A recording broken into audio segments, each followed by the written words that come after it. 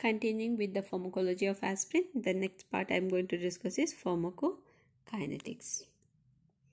Okay, so normally this aspirin, it is well absorbed from the stomach and intestine.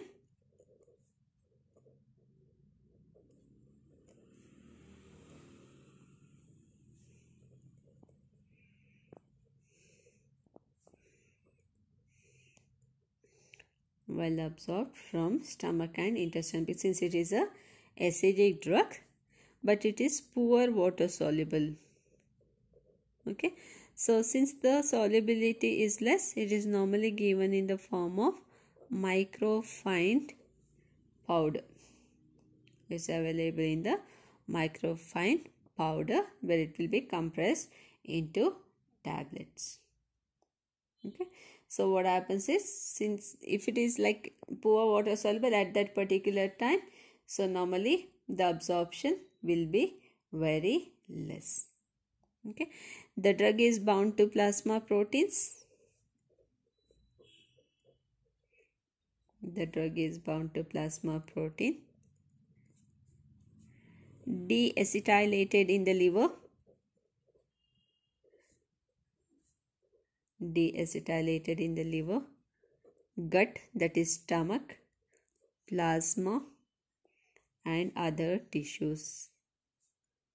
That is, deacetylation is nothing but metabolism. Okay, once this is over, finally the drug is excreted in urine. The drug is excreted in urine. Next is adverse effects. Okay, so normally pharmacological action only gives you the adverse effects like epigastric pain. Then it causes nausea, vomiting, occult blood in stools. Occult is nothing but clotted blood, which is seen in stools. Okay, so epigastric pain is the most common adverse effect associated with the aspirin because it is an acidic drug. Next adverse effect is hypersensitivity reaction and idiosyncrasy. Idiosyncrasy, normally it is inherited adverse effect. The next adverse effect is, when the drug is normally given at the anti-inflammatory dose, it causes salicylism. It's a syndrome when the dose is very high. So this salicylism is normally associated with dizziness, tinnitus, that is ringing in the ears, vertigo, and reversible impairment of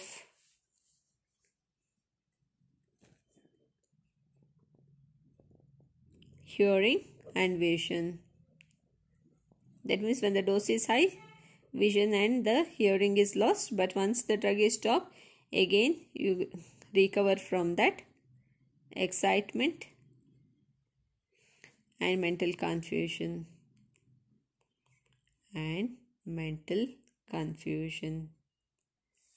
Okay, so these are some of the adverse effect.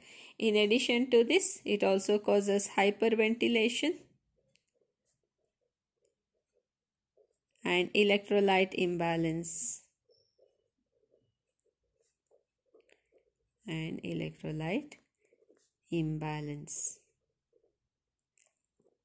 Okay, so these are the adverse effect that is associated with that of aspirin. Okay, so I told, when the dose of the drug is increased, normally it leads to salicylism. Next is, since it is a salicylic acid drug, it leads to acute salicylate poisoning, and it's more common in case of children when the dose of the drug is given between 15 to 30 grams. Okay, that means when the blood concentration in the blood if the concentration of the drug is more than 50 mg per deciliter, then the complication is most commonly seen in case of children. This is not seen in case of adults. Okay, so normally the symptoms of this salicylate poisoning normally includes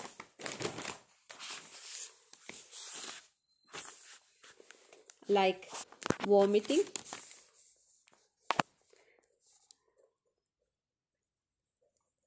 dehydration,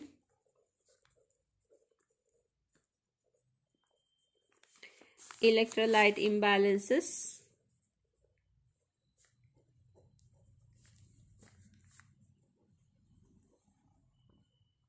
electrolyte disturbances, then acidotic breathing,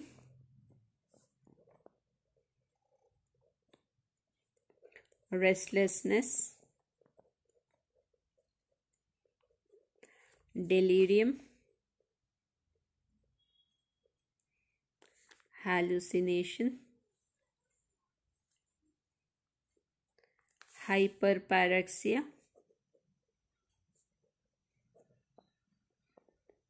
convulsion, coma, and death. Coma and death. Okay, so normally the treatment that is given for this salicylate poisoning is, okay, first you should give symptomatic and supportive treatment. Then you should maintain the airway and blood pressure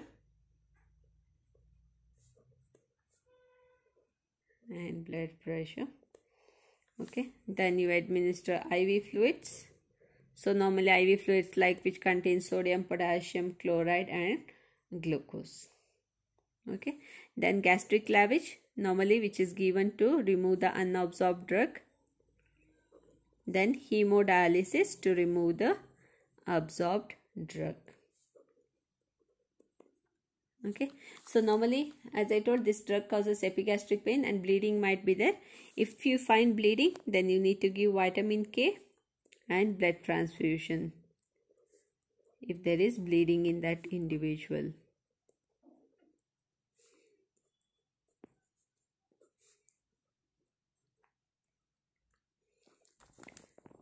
Okay, only if the bleeding is seen in that particular individual. Okay, so this is regarding adverse effect and also the toxicity associated with aspirin. Next is precaution and contraindication.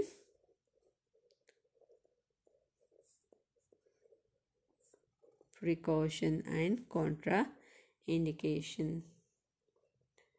Okay, so you should not, it is contraindicated in patients with peptic ulcer, bleeding tendency,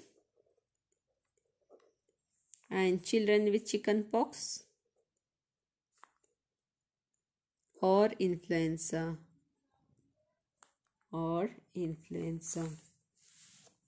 Okay, then in chronic liver failure you should not give. If you are giving also, you should monitor the patient. It should be avoided in diabetes because it is known to cause hypoglycemia. Okay, so if the person is undergoing surgery, then you should stop this drug 1 week before because it might lead to bleeding tendency. Okay, should not be given in case of breastfeeding mothers. Okay, so these are the few precautions and contraindications of the drug. Next is drug interaction. I write short form DI, drug interaction. So normally aspirin should not be given with warfarin, phenytoin, Okay, the reason is this aspirin displaces warfarin as well as phenytoin from the binding site. Like if you consider this is the site where warfarin is bound, when you give aspirin, aspirin will occupy this place, the drug comes out. So what happens, the concentration of this drug increases. So warfarin is an anticoagulant which causes excessive bleeding. Phenytoin normally leads to phenytoin toxicity. Second drug interaction is it blunts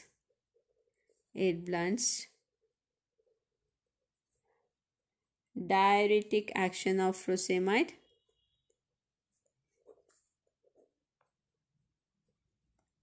the diuretic action of furosemide and thiazides.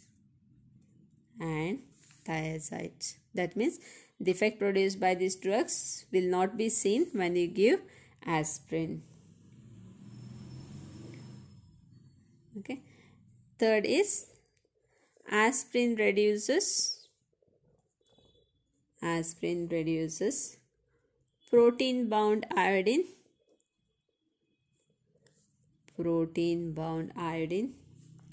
levels by displacement of thyroxine.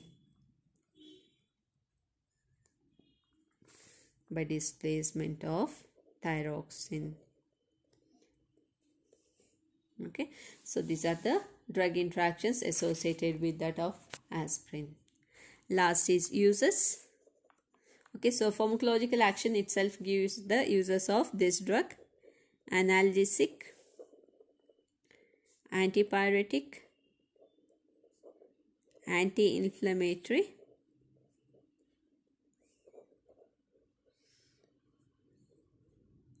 okay, then you can use in rheumatoid arthritis,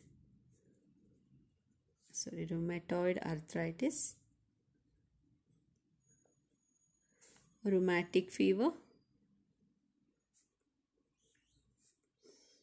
osteoarthritis,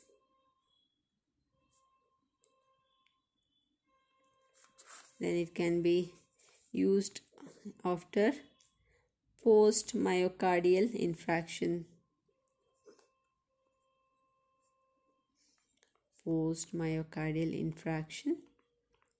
or post stroke.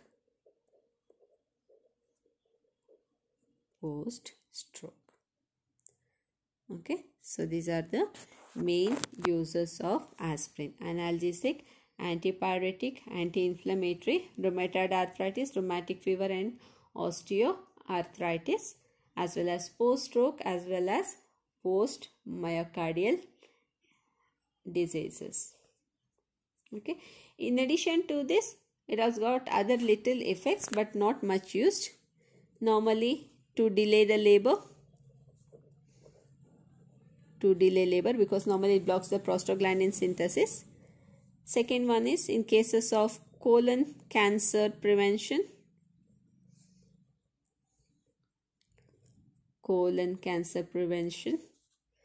Third one is patent ductus arteriosus.